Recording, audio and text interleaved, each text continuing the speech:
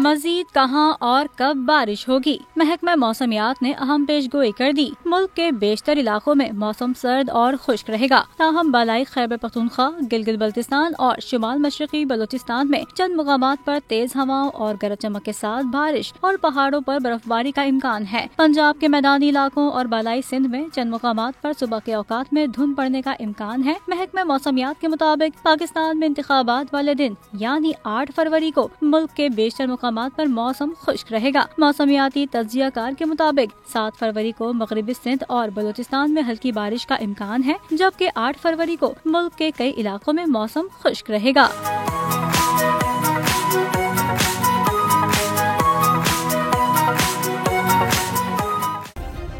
Subscribe करें और bell दबाएं ताकि कोई खबर रह न जाए।